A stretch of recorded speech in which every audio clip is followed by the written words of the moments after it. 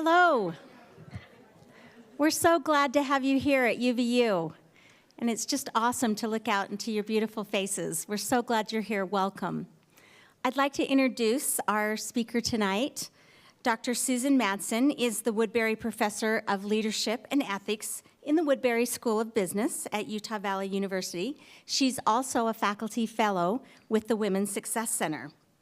Susan has been heavily involved for over a decade in researching the lifetime development of prominent women leaders and has a host of books and articles published on this work. In the past year, Dr. Madsen released 6 briefs through the Utah Women Leadership Project, which she founded on Utah women and leadership in all sectors and settings. Overall, Susan has authored or edited 5 books and has published over 100 articles, chapters, and reports. Can you imagine? I'm tired just reading that. She often presents in local, national, and international settings. In 2012, she presented at the United Nations in New York and Geneva on women leadership and education, and was also an invited panelist at the New York Times. Susan has worked since 2009 on the Utah Women in Education Initiative for the state of Utah to figure out how to get more women to graduate from college. And she will be talking to you about that tonight, the importance of graduating from college and what it can do for you, as well as all those people, your family, and those who you associate with. Please give your warmest welcome to Dr. Susan Madsen.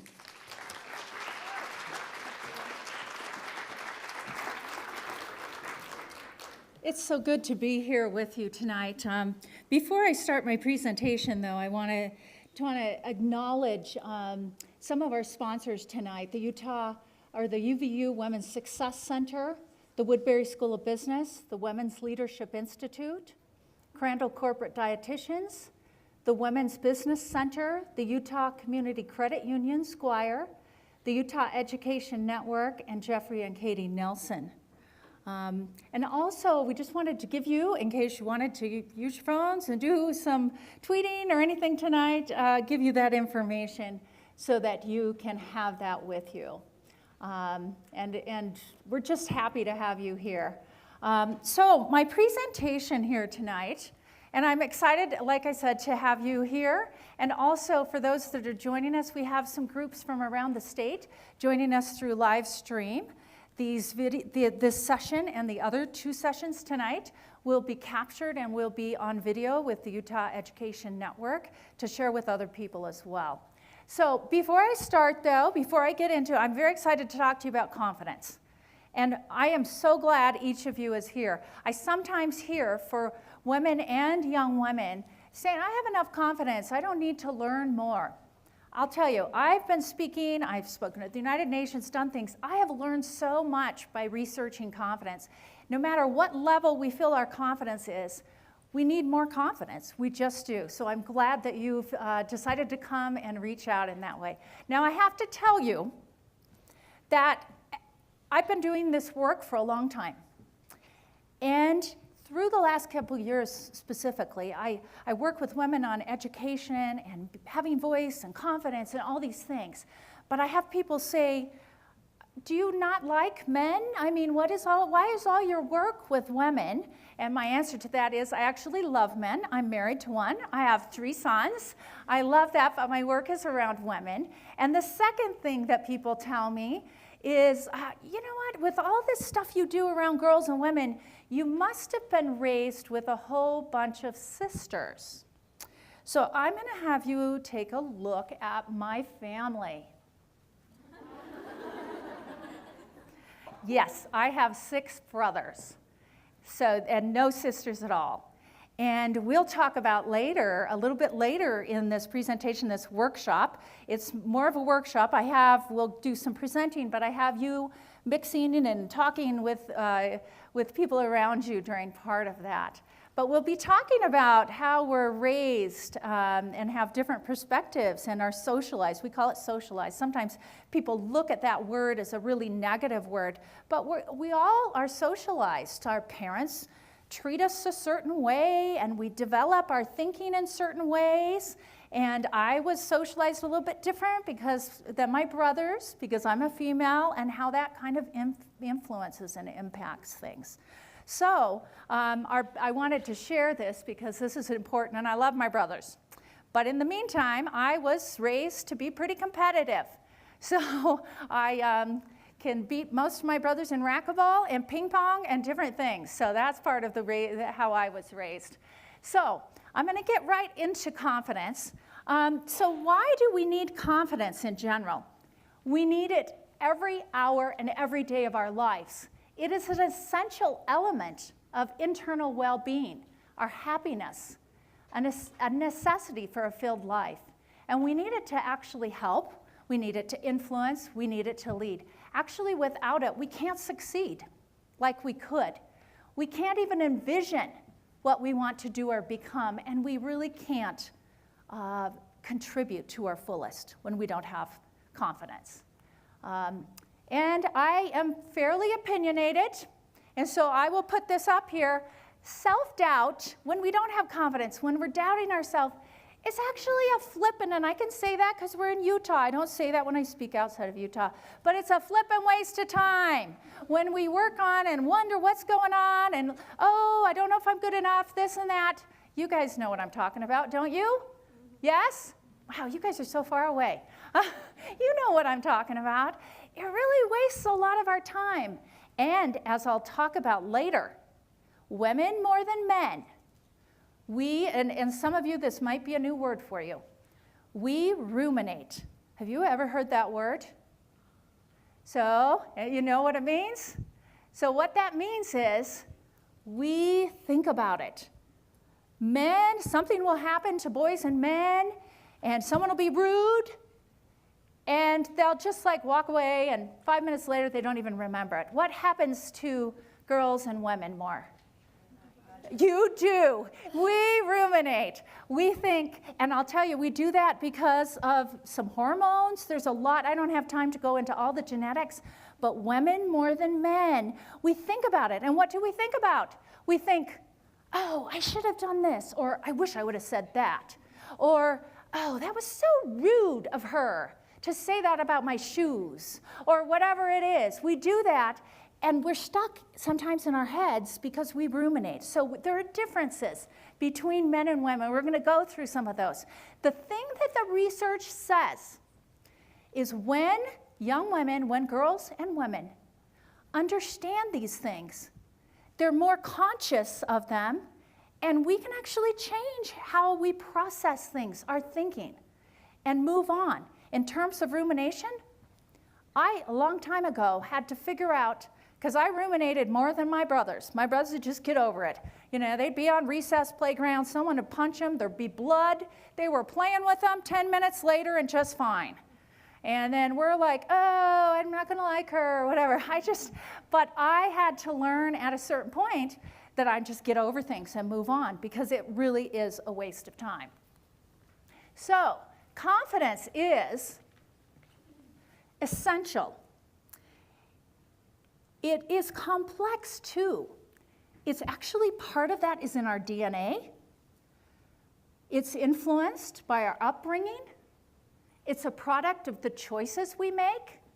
It comes from hard work and practice.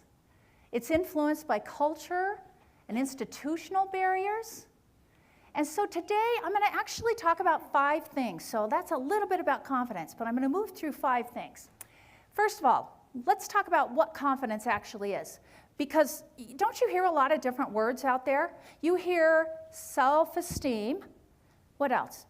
Self-concept, self-worth, confidence. I see some mouths moving. Are you? Yeah, we hear all of these things. There's actually differences between confidence and the rest of them. So I want you to understand what confidence is specifically. Second, so what's the difference between boys and girls and men and women? Is there a difference in confidence? Yes. And it's because of 3 things. 1, some genetics. 2, our upbringing. And 3, I'm going to pause for a second and see if you can remember or think about that. And it's our choices. And so that's important. So we'll talk about the differences. And some of this, people will say, well, some of this is negative. But you know what? It's not. It's understanding it, and then we can do something with it. It's exciting. And then we'll talk a little bit about why. Why are there gender differences? And then 4 is my favorite. So how can we strengthen our confidence? What are some things to do? I have some very practical things for you throughout this conversation today.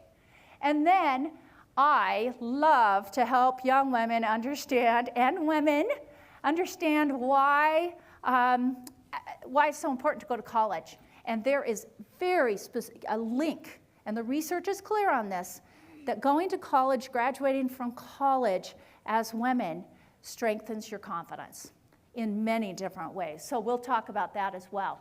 So let's start with this first one. First of all, what is confidence? It is a characteristic that distinguishes those who imagine from those who actually do.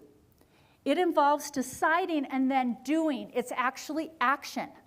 So it's different, and I'll tell you, it's different than self-worth or self-esteem. Some of that, and those are important. But you don't have confidence until you can think about doing something all day long, and if you don't actually do it, you don't have confidence. So it's actually, confidence is doing. It's stepping forward. It's actually doing something. And until you do something, you're not going to get confidence. You can't sit all day long and say, I'm a good person. I'm great. Everything is good or whatever. And you can't develop confidence by telling yourself messages. I'm not saying you shouldn't tell yourself those messages. I'm just saying you have to actually step forward. You have to do something to get confidence. So does that make sense? Are you clear on that? Oh, good. There's some nodding heads. I appreciate that. So confidence is about mastery. It is a sense or belief that you can master or accomplish something. It's about work. It's about learning to develop an appetite for challenge. Mastery means encountering hurdles. You won't always overcome them, but you won't let them keep you from trying. And then confidence, the confidence you get from mastery is contagious. What the research says, if you start developing confidence in one area, again, confidence means what? You're actually acting, you're doing, you're not just thinking about it. What the research says, if you start acting more and taking risks, doing things that are outside your comfort zone, that's where you get confidence. If you are comfortable where you're at, I tell my students in my college classes this all the time, if you're not uncomfortable in my class, I'm not doing my job. Because the uncomfortable place is where you learn. That's where you change. That's where you stretch yourself. Are you with me on that? So if you're really comfortable in school, you're not growing as much as you could. So that's a new thought for some people. You need to be uncomfortable to really learn. So what is not confidence then? It's not simply feeling good about yourself, although you want to do that. It's not saying you're great, you're perfect the way you are, you can do whatever you want. Hearing you're wonderful from someone else doesn't give you confidence, although I need to say it's nice. It's nice, okay? But that doesn't give you confidence. It's not just a specific set of mannerisms and an expression of power. So I want you to think for a second right now. I want you to think. Do you have a specific picture in mind of what confidence looks like? So picture someone in your head. When I say think of a person that you think is confident, do you picture how they look? A lot of times we say, this is the look of confidence. What would that look be? Chin up. Oh, good.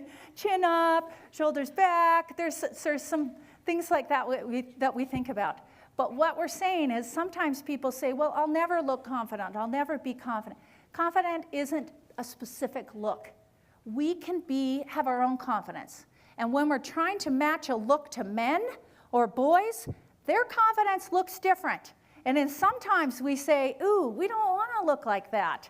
Because sometimes, I know, I was raised with 6 brothers. The confidence moves into what? Little bit of cocky a little, and we're like, wait, we don't want to be that. Women's confidence, girls' confidence, we might look different.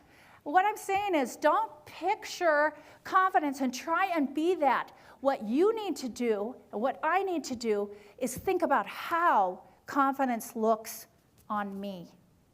And it might not look the same as someone else. So that's important to understand. So let me talk just quickly about some connections of these other words. First of all, self-esteem. So that's saying I'm valuable. It's an attitude. I like myself. It's essential for well-being, but it's different than confidence. And again, one more time. So what is confidence? It's the acting, right? Are you following me? So the second one is optimism. Optimism is different, but more confident people are more optimistic. So you know the glass half full, half empty. Optimists notice the good things happen and feel grateful for those. Optimism is more generalized, a more generalized outlook, but does not encourage action. And I love this quote. A pessimist sees the difficulty in every opportunity. An optimist sees the opportunity in every difficulty. Isn't that interesting? Do you like that? And one of the things I always think about is sometimes people, when you look at a big mountain, we have lots of big mountains in Utah, right? You look at a big mountain, some people will look at it and say, oh, it's too much work to climb that mountain, okay? And my husband and some of my kids, they'll stand out on our porch. We live in Highland, but we can look at both of those mountain ranges come together, and they're smiling. They're like, oh, a challenge. I want to get in the mountain. I want to do it. The difference in their opinions, and that's just one example, but some people can have trials in life and look at them in more, oh, that's a challenge. I wonder what I'm going to learn from them. And other people can take that same challenge and say what? Woe is me. It's a big trial in my life. And it's interesting. More people that end up having more confidence take this other side. So when something happens, instead of complaining about it or feeling really sad all the time about it, they say, ooh, this is an interesting challenge. And actually, they smirk a little bit. I've interviewed governors all over the United States who are women and leaders in different countries and learned this from a lot of the interviews that I've done. So the next one, this one is super important, you guys. This is super important. People with confidence actually have more self-compassion. Many women, more than men, many girls, more than boys, we beat ourselves up. I'm not good enough. I'm not pretty enough. I'm not whatever, right? And we say, I should be better. I should be better. And they're like, I'm not good enough. And they beat themselves up. Actually, those things will take away your confidence. Think about it. This is why. When you allow yourself to fail, sometimes, when you're okay with making mistakes, you'll actually act more. You'll actually take risks. You'll get confidence, even if you fail. And people that don't give themselves a break are afraid to take action. So when you get to the point where you say, I'm going to just give it a shot and I'm okay, I'm going to be, and something happens, maybe it doesn't work, and you say, you know what, I'm okay. That's okay. I tried. Dang, I'm good. I tried. I may not have succeeded, but I tried, and I'm okay because I'm human. Is this making sense to you guys? Yes? All right. So that's what self-compassion is. And then self-efficacy is a belief in our ability. So they're all related. But I wanted you to just get a touch of what confidence really is. So section 2. So what are some of the differences in confidence between boys and girls? First of all, now I'm not doing this to depress you guys, okay? I'm not doing this to depress you guys. But I'm saying guys a lot. I do that. I coached for lots of years. So what are some differences? Yes, the research says generally women have less self-esteem or less self-assured than men. They have more self-doubt. They have more anxiety in leaving their comfort zones. We don't practice it as much. Sometimes we overthink and don't let go of defeats or mistakes. We have hurt feelings longer than men. Is that shocking? No. We judge ourselves harder than men. Is this telling you something you don't know? We do. We take longer to actually get started after failure, and the research says that we don't use our failures to learn.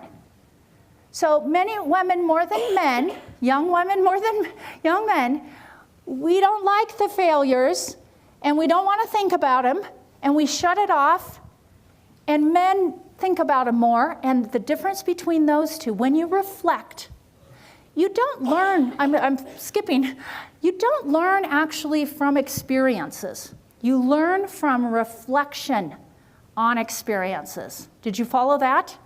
You don't just learn from doing something. Two people can have the same situation, and one can not learn a thing, and one can learn a ton.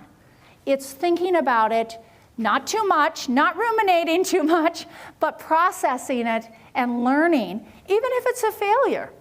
And then you do it again, and you will succeed the next time. And the research has found this across cultures, incomes, ages, professions, and generations. Now, I'm going to give you some very good examples of things you can specifically watch in what you talk about tomorrow, all right? Even tonight. So here's the first one.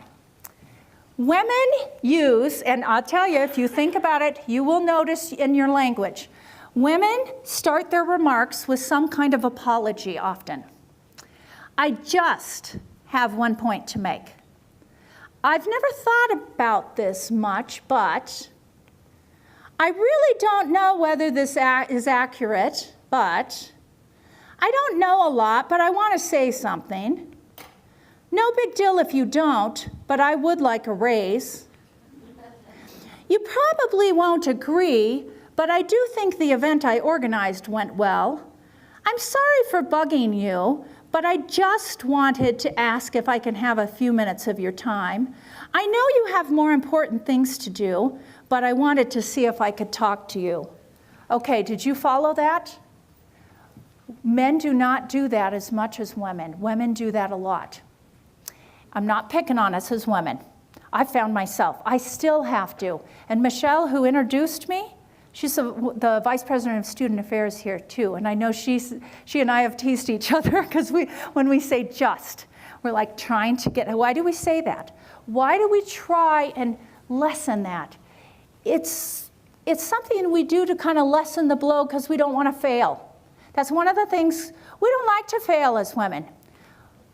But actually, failure and being okay with it sometimes is what develops the confidence, like I said.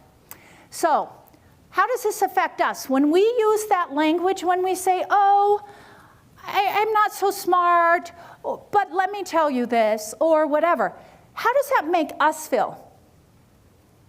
You probably haven't thought about it too much, but there's something in us that makes us feel less confident when we say that. Now, how do you think people that listen to us hear us? Does it make us sound confident when we use some of this language?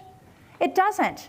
So this is one thing. I want you to look at that. I want you to, and so many young women here, so tell your moms or somebody around and challenge each other to see if you can kind of take that language. See, I just did it, kind of. I said kind of. What I should have said is, just take that language, not kind of. See, I catch myself at doing that already. And if you'll notice, in fact, listen to your moms and dads or other guardians or whatever, and you'll notice a difference. It makes us feel different. It makes us come across not so confident.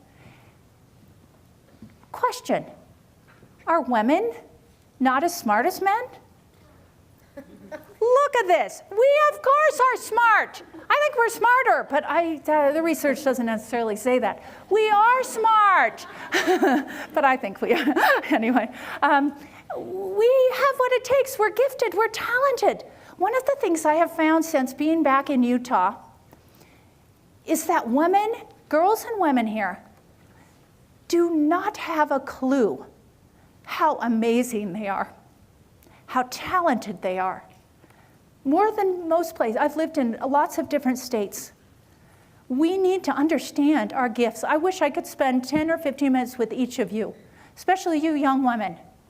I could see things in you that you probably haven't seen in yourself. And sometimes people say, oh, you're pretty or you're beautiful, and we don't. Inside, what do we say? Oh, you're just my mom. Or, oh, so we're giving excuses in our minds, right? And that's something that we do sometimes, and we do that more than men. What I'm saying about this is something that we can, if you plan on working, even if you're not working for money, if you want to get involved in the community, if you want to lead, which I hope every single one of you in here knows that we have to have every girl and every woman become a leader. We have to. There's so much work to be done in society. So we need each person to have confidence. All right, let's move on. Next one, deflecting praise. We, all of the time, say, oh, when someone gives us a compliment, it's like, oh, it just happened, it was luck. Oh, it wasn't me, everybody else did the work. I was just in the right place at the right time. Why do we do that? We do that more than men. Why do we do that? So, about a year ago, I had a conversation. There were two women. This woman said to this woman, you have such a beautiful complexion. And the woman leaned up and said, didn't you see that zit? It was like she couldn't just say thank you. We just deflect praise. And why do we do that? Men generally will say thank you, or some of them don't. Yeah, I know. They do that in high school. Actually, college. Actually, maybe for, I don't know. And then what do we do? When someone says, oh, you look beautiful today, what's the first thing that we do? Oh, I got this from DI, It was on sale. It was 2 cents, whatever. That's the thing we do instead of just saying thank you, right? We think that. But that, again, makes us feel a little bit lower. And how does that look to other people? Not as confident. So this is something that if we pay attention, we can work on that. But that last word, what does that make? Sometimes we say, but we're supposed to be humble. We're supposed to be less. Humble is not being lower. Humble is not being less. Humble is being teachable.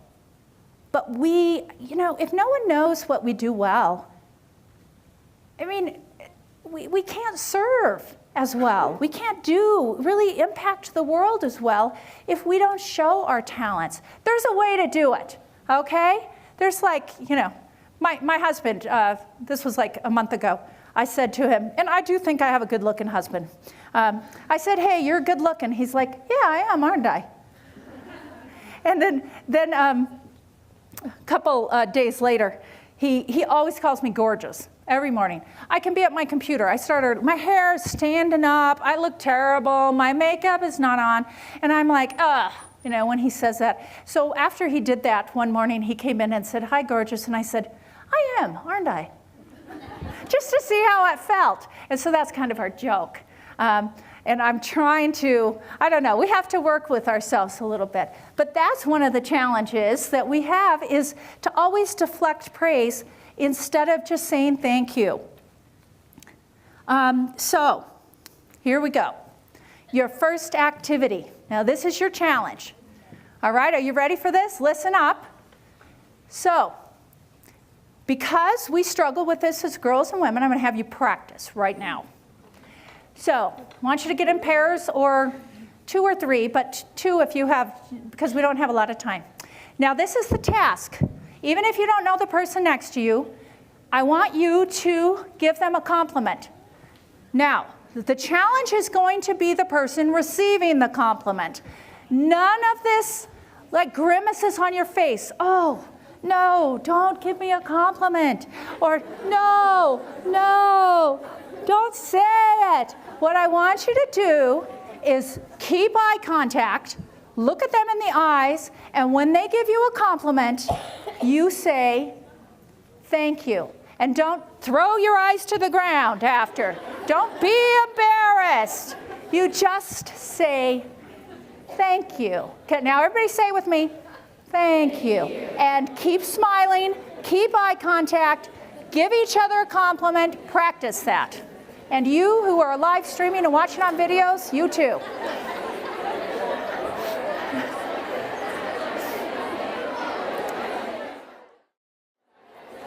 All right. Come back to me. How did you do? I want you to think about that. And you know, after you get used to it, it's more graceful. It's just a wonderful thing when people just say thank you. And that's what people want to do. Now, this next little activity might be a little more challenging. All right? I'm going to put you back in your groups, but this is your challenge. Remember a minute ago how I said how so many women do not understand their strengths? Now, you know some of your own strengths, but you're not used to telling, maybe your mom, okay? Maybe your mom, that's about it, but you're not used to, women are not used to sharing their strengths and being comfortable with that. But it's a gift to the world. You can do so much with your strengths, and your strengths are unique. So to this person next to you, I want you to share 2 strengths. Now, your challenge on this is to keep eye contact, not glance down at the ground. I want you to say, my strengths, and don't look all cocky like the guys. Sorry, that's judgmental, I know. You know, like, ooh, I'm so good at this. You know how that goes. So none of that. Do it your way. Do it your way. Be confident. You don't have to be cocky. Share 2 of your gifts or strengths. Go ahead. To each other.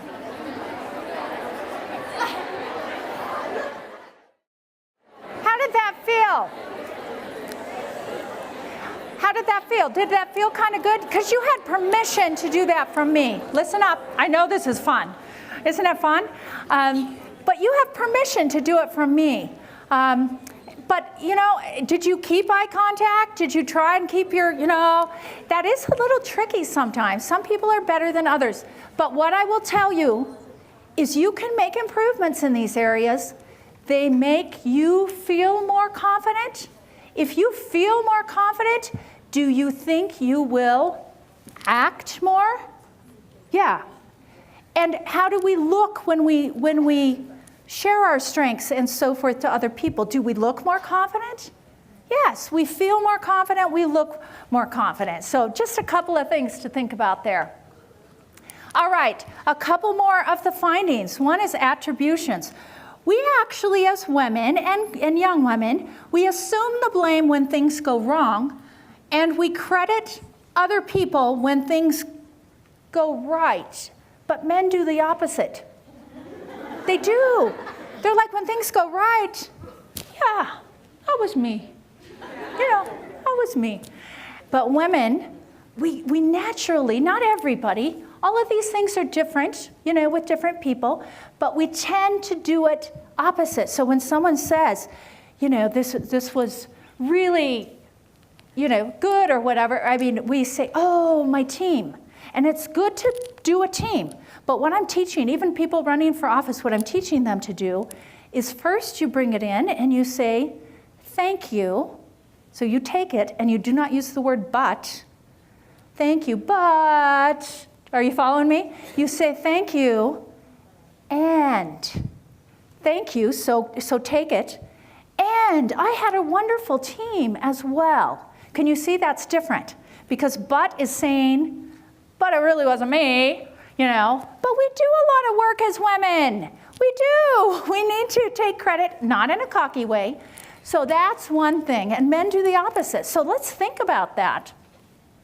So one thing I want to tell you is there's a couple of studies. I'll put them both out there. Actually, there's been hundreds of studies, and I'll just tell you about a couple. And this was a study out of Cornell.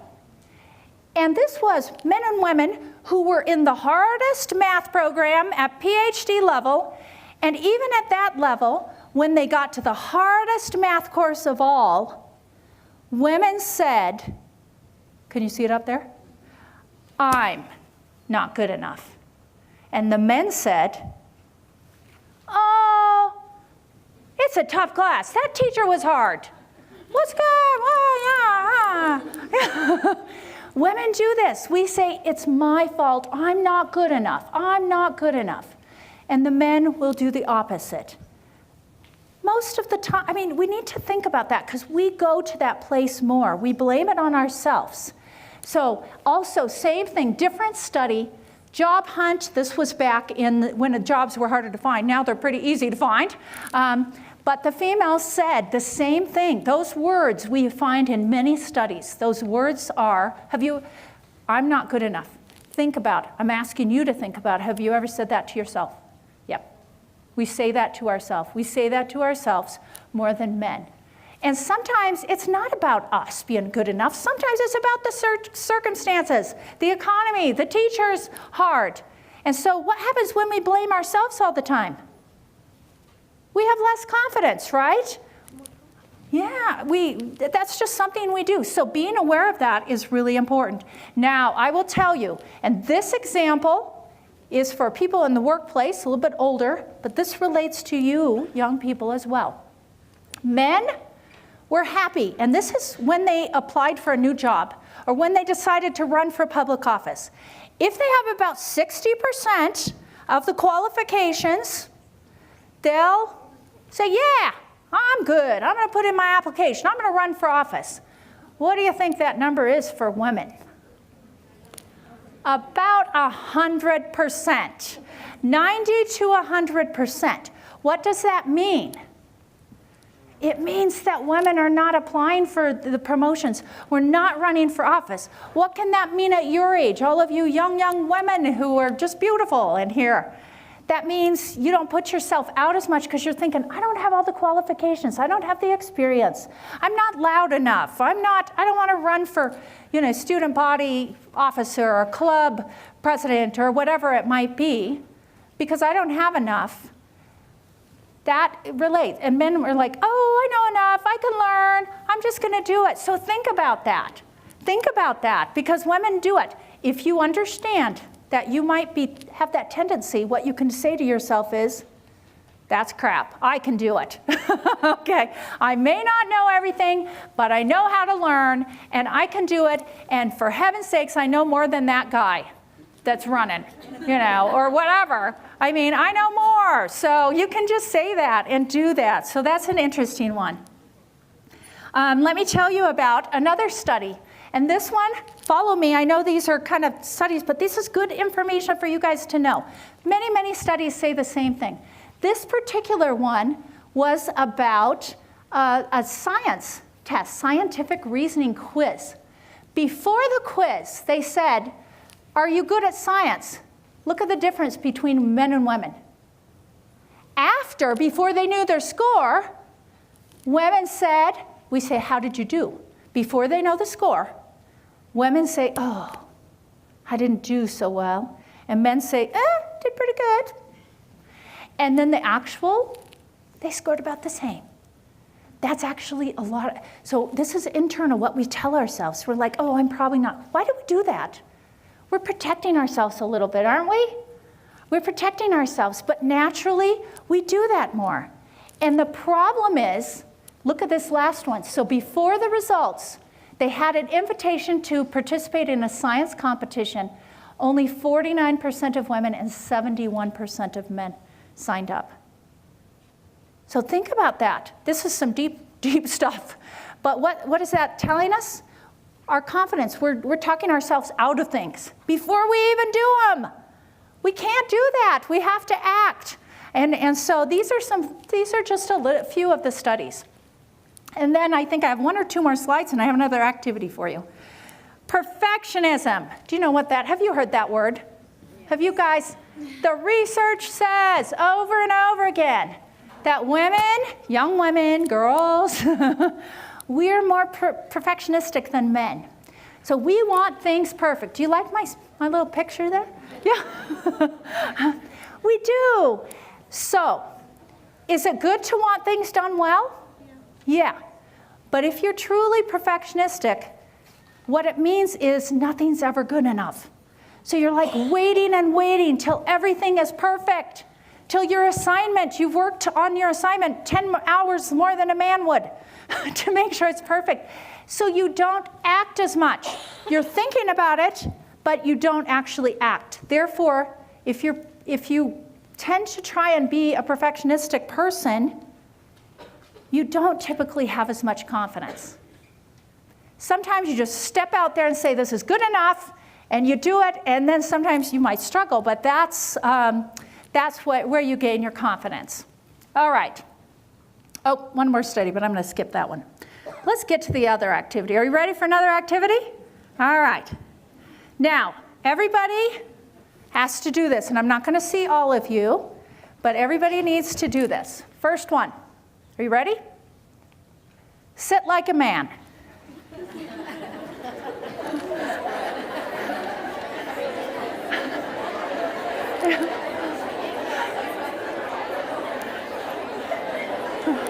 Okay, just stay there. Okay, next one. Next one. Stay there. Stay in the man position. I love watching you guys. Sit like a woman. Oh! Oh my gosh! Everybody changed. Now think. What did you do? You made yourself smaller. You made yourself smaller, didn't you? When you sit like a man, did your shoulders go back? Did you lean back a little bit? How about your legs?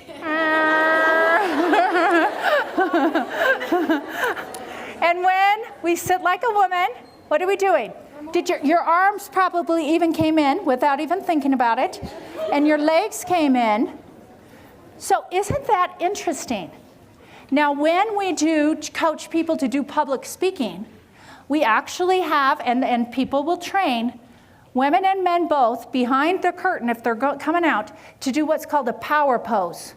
And it physically moves your hormones and even a bit of testosterone, even if you're a woman. And the power pose is it's more of a man position. All right? Isn't that interesting? Now, stand like a man. I want to see how you stand like a man. You can get the hip thing going. Oh, yeah, I like that. I like that.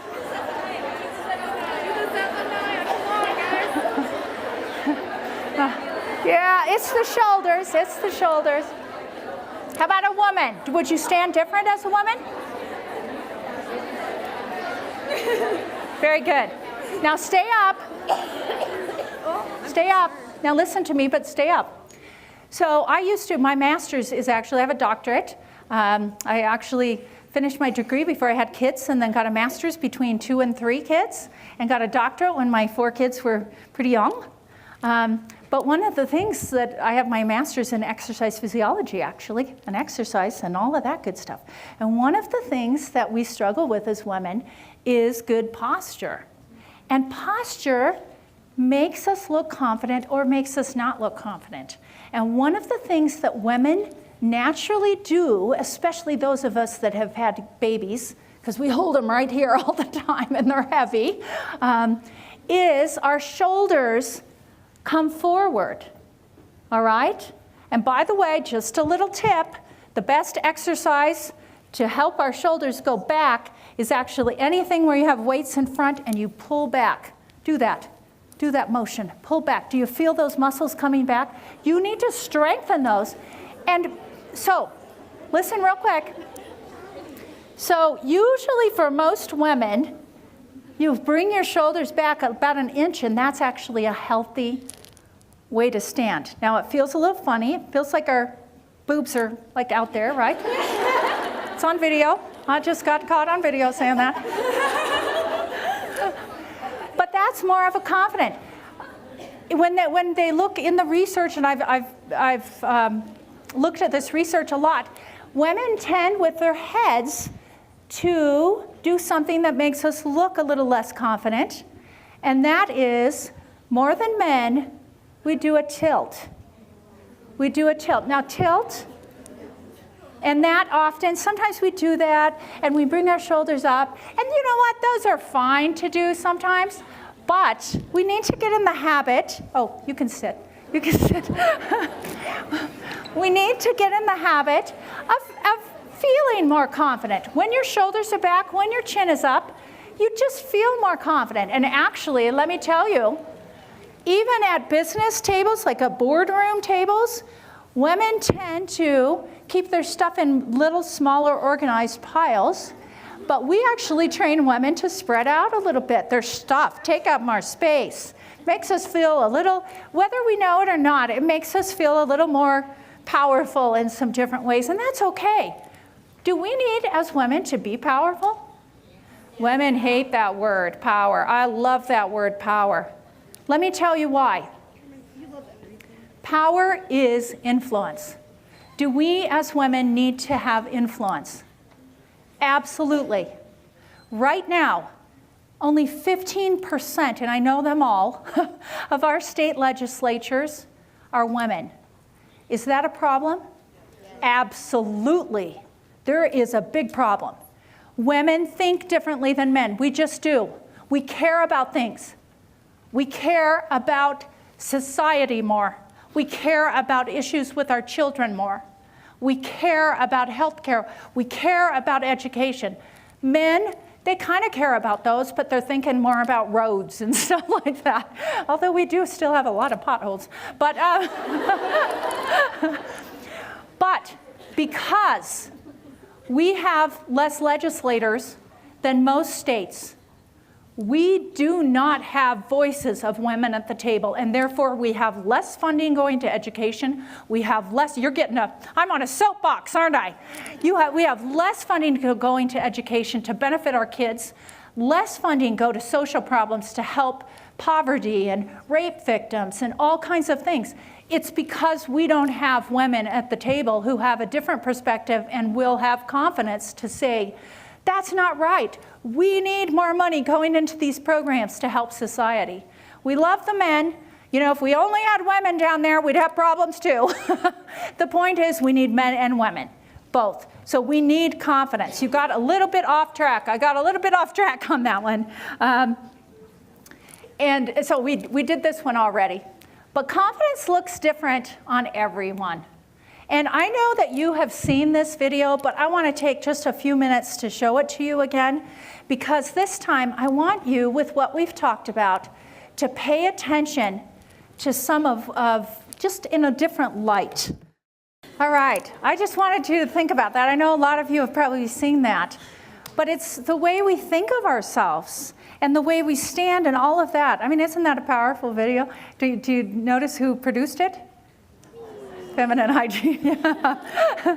But it's a great video, and it helps us think because we tell ourselves messages. We say that we should be some way, or girls are weaker. We might say that. In fact, there's been many research studies about math, and somehow within our socialization, that means the way we're raised, more girls think that they're not supposed to be good at math. They're not supposed to, but in general, I mean, we're as smart as men.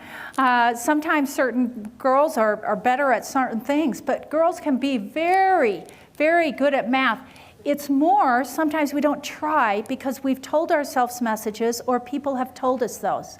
And people, our parents socialize us all the time.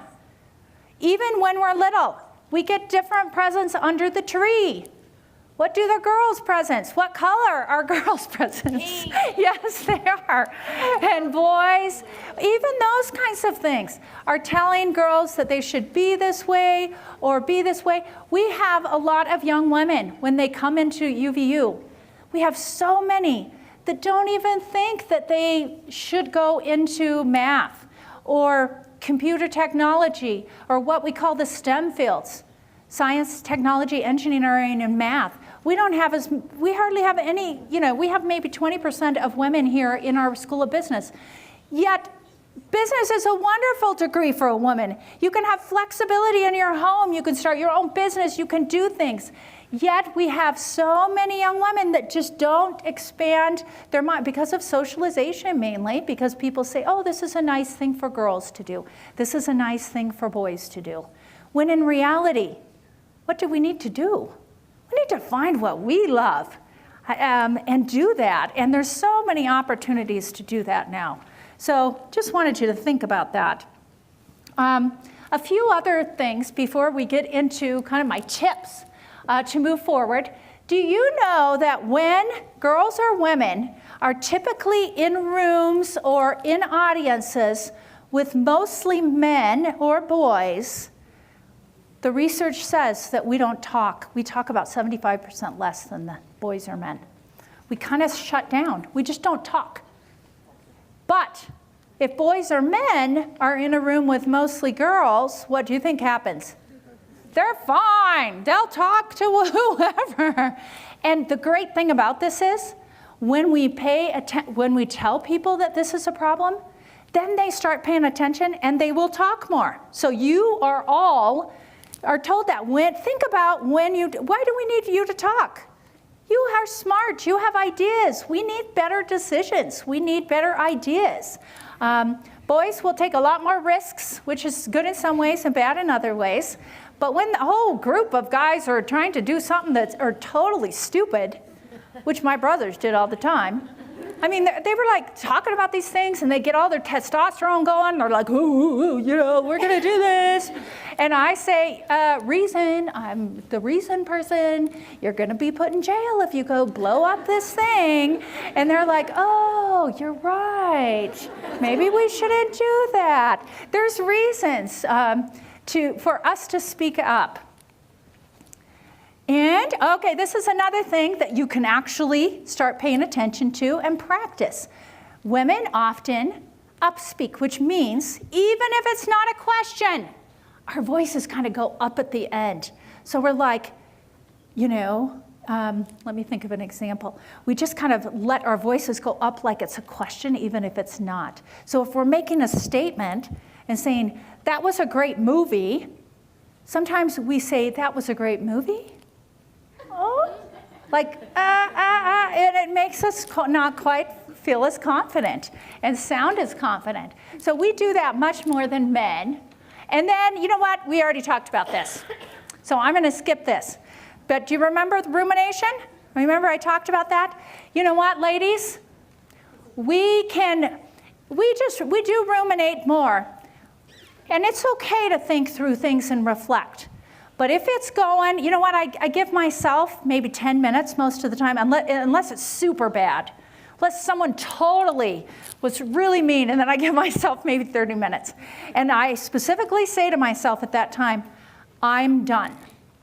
I'm done with that, and then I move on. But I consciously do that to say, I'm not going to waste time worrying about this and going back and forth. That makes us not as confident, makes us have that self-doubt. So, what messages are you hearing about yourself from your parents, from your siblings, your friends, from yourself? I want you to talk about that. I want you to think about that. What messages are you sending to yourself? What are you saying to yourself? When you look in the mirror in the morning, what are you saying to yourself? Are you looking in that mirror saying, I'm a valuable person? Or do we say, oh, it's a good thing they invented makeup. Oh, gotta get it on my face. I've got to do this or that. Or do we say when we're running by the mirror after we've taken a shower, oh, I gotta lose 5 pounds. That's what we do all the time. In fact, some research has said in terms of that when young women hear mothers consistently say, I need 5 more pounds off, actually the girls start picking it up at younger and younger ages. And so and I have another slide, By 10 years old in the United States, 82% of 10-year-old girls are afraid of being fat already. I mean, that's huge. There's only, and I can't remember, it's 1 or 2 or 3% of women and girls in the United States in one study that think they're beautiful. We need to, I mean, that's huge. That affects our confidence. And we need to think about what that means. Media is terrible in terms of those things. So again, what do you tell yourself when you get rejected by a friend, when you're having a hard time? Do you say, I am stupid, I am ugly? Do you say those things? Because we're getting down to being. You're telling yourself, you as a person. Sometimes when we do something stupid, you know, we can say, I did something stupid. That's doing. That's not being. We should not be picking on ourselves instead of, I'm stupid, I'm ugly, those things. Those things will keep us from confidence. So I challenge you to think about that too. And this is the one I was just telling you about, the physical appearance. 90% of all women want to change at least one aspect of their physical appearance. 2% of us actually think we are beautiful. And that's, and if you were looking at boys, now let's compare girls to boys. What do you think that percentage, I need to look that up. What do you think that percentage would be in terms of boys thinking they were fine and good looking? 99. 99, I've got a 99 here. I don't know if that's true, but there is a big difference. There's a big difference there. If we continue to beat ourselves up on things like that and not show compassion and not look at the beauty, I don't care what size we are, what shape we are, what color we are, every one of you has beauty. Every single flippin' one of you, I'm going to get that flippin' word in again. Every one of us has beauty. We do. And some of you right now, in your minds, you're saying, no, I don't. You're saying that. But what I will say is, that's just crap. You are beautiful. That's what I'm going to say. We need to find it in ourselves, and we need to tell ourselves those messages. Sure, we all have things that we need to do, but we need to understand that. And so, just very quickly, a couple minutes on this. So why the gender differences? If we had more time, I'd get into this. But there are some genetic differences between people on confidence levels. But the research is finding more and more that it's a lot of our upbringing, our experiences with our parents, our siblings, our teachers in elementary school, our teachers and the people that impact us in church, the messages we're hearing really make a bigger and bigger difference. So some people say, well, this is just the way I am. I was born this way, and I'm never going to be confident. That's just not right. The third one is a big percent is choice. A big percent is our choice. We can choose to be more confident with their genetics, with our upbringing. There's still a huge part. So some of us are simply born with more, and the research is saying about, well, more and more the research is saying 25 to 30% is genetics. But the newest research says we can actually change our brains and find more, of our thoughts and behaviors in more confident ways.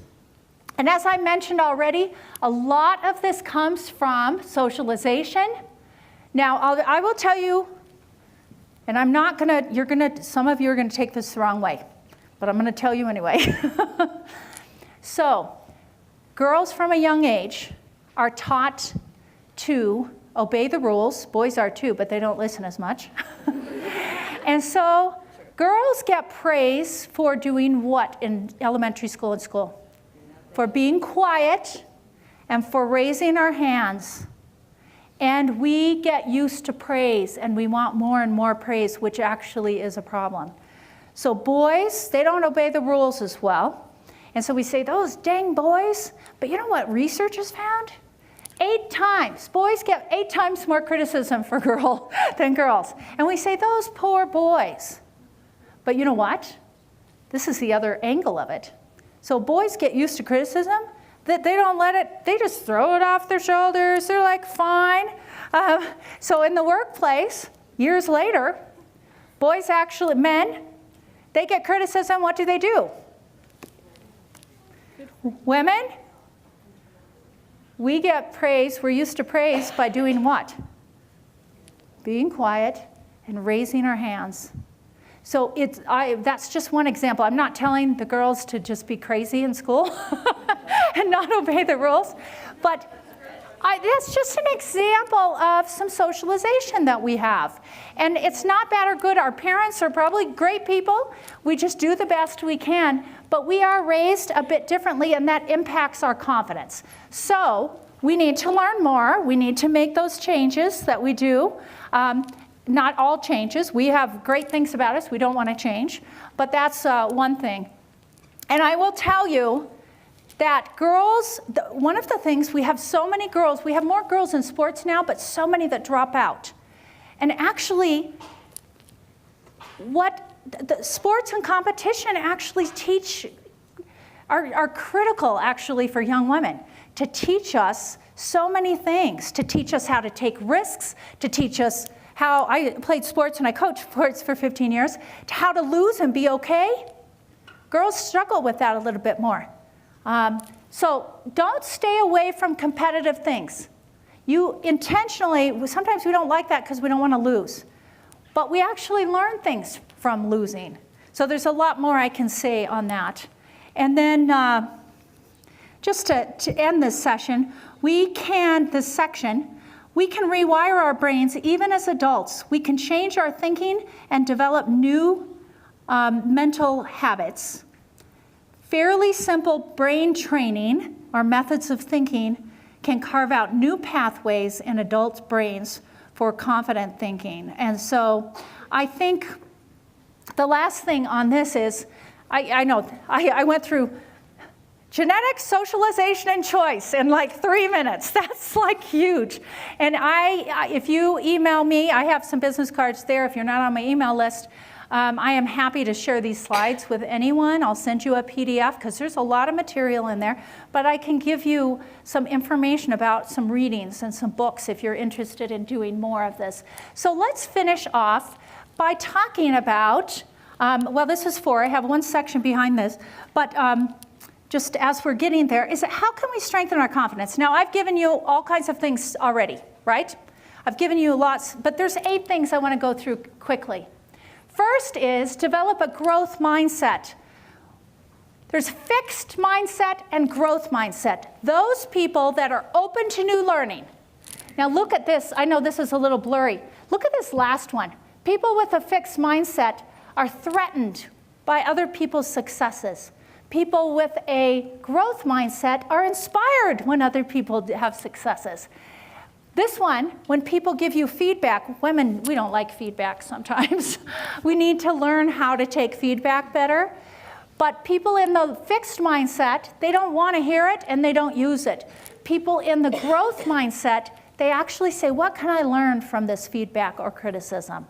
So changing to being open is a big thing in terms of gaining confidence. Number 2, stop ruminating so much. That's what I'm going to say about that. We need to work with ourselves on that. Think about what we're doing. Think about how long we're ruminating on things that bug us. And think of how we can get over that. The 4th, now have you heard me talk about this? Yes, you have. Women hate to do failure. Do you remember the Thomas Edison example? He tried about 900 times to make a light bulb. And someone said, how did you do that with so much failure? And he said, I didn't fail. I just learned 899 ways that a light bulb can't be made. So he learned from each thing and specifically didn't call it a failure in his mind. So specifically with this one, enduring a few hard knocks, having something that is, a little bit difficult, that's not the worst thing. We actually learn. And one of the tricks we found, and I've seen this happen well, is instead of having our goal, like when a woman runs for office, that's a scary, like runs for mayor or something, right? That's a scary thing. Instead of saying, it's all about if I, am defeated, my world is ruined, instead of saying, dang, I was brave to do it, right? I learned, I took that step. You give yourself credit for going out there and actually doing something new, taking a risk, and moving through that. Next one is embrace struggles. Accept and endure or embrace struggles. It's how learning actually occurs. Do not avoid hard things. Figure out your own problems. You will develop faith in your ability to make things happen. The next one, remember I talked about perfectionism? Perfectionism is the enemy of good. It's also the enemy of confidence. What can you do? You need to learn not to rely on as much praise. Learn to feel satisfied when you've done your best, even though it might not have been perfect. Talk to other people about their mistakes and how they moved on, and look back at failures and obstacles because they can be useful. Sometimes if you've had a failure, what I've learned from my research, and I've written lots of books and lots of different things, is people that went back and looked at some hard times in life and actually thought about them, reflected on them, were able, even later in life, to learn a lot from them and become stronger. So instead of shutting them out, saying, I never want to talk about that again, going in your room, pounding on the bed, putting a pillow over your head, instead of doing that, what can I learn from this? You know what? I didn't used to do that so much, but I do that a lot now. So I've trained myself to do that, and that's something that I would suggest as well. Not just me. I'm a researcher, so this stuff that I'm telling you comes out of the research, and that's important to know. Next one, take more risks. All right, what are risks? This doesn't mean you have to go crazy and go skydiving. It does not mean you have to go, do something totally crazy. What's a risk for you? Do you remember at the first when I said it's stepping out of your comfort zone that you actually learn the most? That's when you push yourself to grow. So if you don't love to meet new people, maybe you go to an event and your whole thing is, I'm going to talk to 2 new people today. Maybe that's a risk for you, right? So you talk to 2 people, and maybe you were really awkward in one of those conversations, and maybe you were like, but what do you tell yourself? I did it. I talked to 2 more people. That was good for me. So think about I'm not saying go overboard on these risks. I'm saying just think of what you do and what makes you slightly uncomfortable, what you want to get better of, like public speaking. Maybe you're scared to death of public speaking. Maybe, you do just a little. You give yourself 1 minute. You say something in class. You raise your hand and actually make a comment. Maybe you haven't done that before. And maybe it didn't come out perfect, but what you tell yourself is, dang, I did it. I'm good. I took that. And then the next time, you can train yourself. You can become more confident. Oh, I love that thing right there. That's important. Let me turn around so I can read it. I just know it's important because I put it in bold so I would see it. You can fail and not be a failure. That's critical. And then decrease your reliance on praise. And then focus on we instead of me. Women don't like me, me, me, me. If we say we can do this, we can change the world, that helps us more. And do you like that last one in bold? Other people aren't thinking about you all the time. Women, we think other people are thinking about us all the time. So we need to kind of get over that. So last section, I'm going to go through this really quick because I want to be done at 8 o'clock because we have some dessert bars and some stuff out there. And then, most importantly, hold on. Most importantly, we want you to take a little time and talk about some of these things. And so we call it a dialogue. So very quick, confidence college helps confidence. And so each one of you, and I don't care what age you are, needs to think about college. And even if you think you're too old for college, oh, we have people coming back to college all the time, and it pushes you. Even if you're in your 40s or 50s, your brain starts working in different ways. And I've seen, oh, I love older students in my classrooms. So there's 5 categories. And one of the things, I'm gonna go through these super quick. There are benefits with your confidence. There are benefits to going to college. And most people, in the research I did, said, I asked, what do you go to college for? And they said, it's about getting a better job. It's about making money. But I'm going to go through these and tell you what the research has said about going to college and the benefits of it. I'm going to go very quick. First one, the research says, if you go to college, you earn more money, better able to support your kids and your family, you have better job opportunities, you gain better access to health care and lower risk of unemployment, so you know those. But the research also says that women and men who go to college actually live longer lives. They have overall healthier lifestyles. They are less overweight and obese, and lean, which leads to illness and some diseases.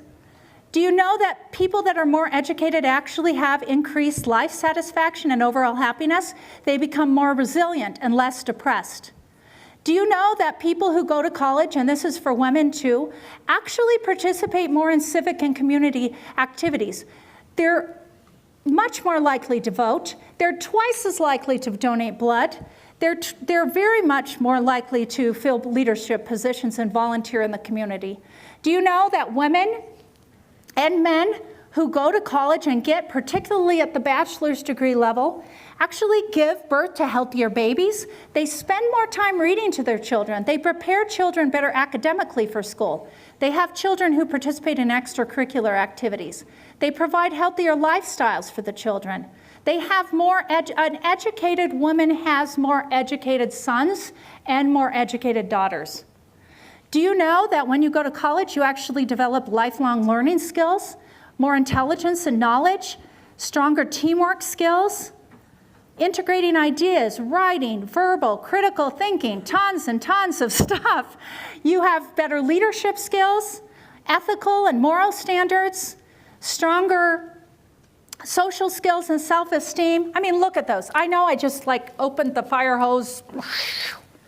What I'm saying is, I don't care if your decision is to work outside the home for money, become a CEO, or your decision is to stay home and raise children.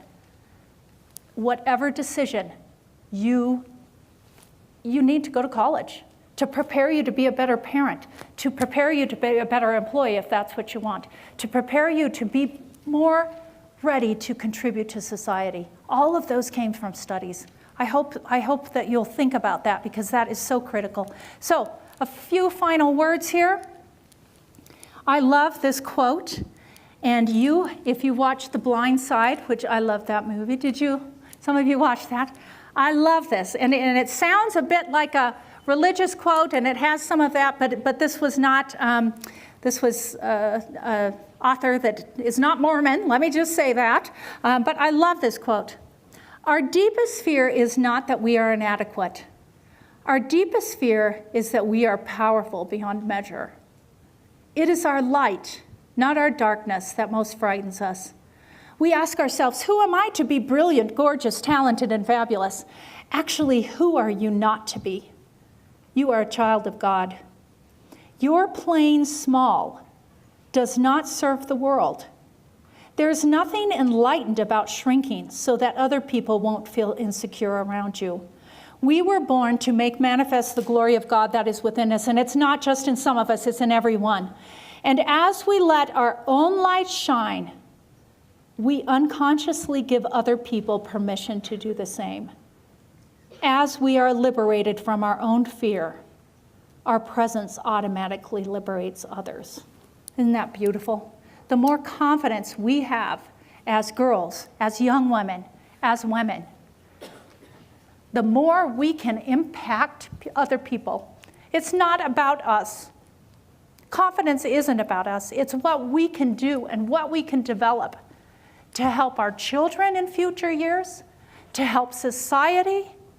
I mean, next week, I will give a speech to a whole bunch of women that are survivors of domestic violence, who are trying their best. There's poverty in our state.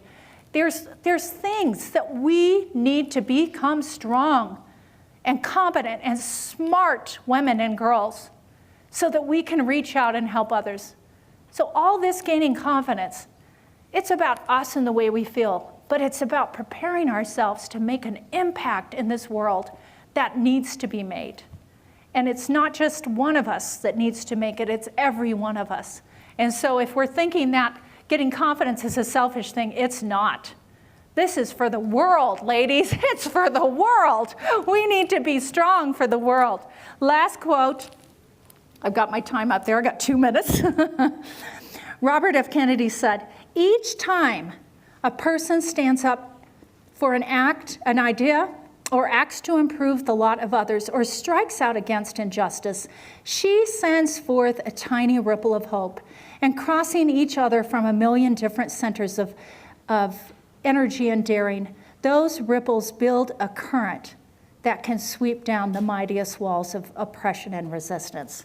And again, as we look at confidence and as we look at being educated and smart as women, we can be prepared to make a difference, whether that's in our own homes with our kids, whether that's in our churches, whether that's in our PTAs in our schools, whether that's in the state legislature like I talked about, whether that's in the state as a whole or cities, whether that's nationally, or whether that's in the world. I've been able to speak at the United Nations, and I have met women from African countries who single-handedly, because of their strength and because of their good minds and their confidence, have changed the whole country in terms of women's health, have changed things.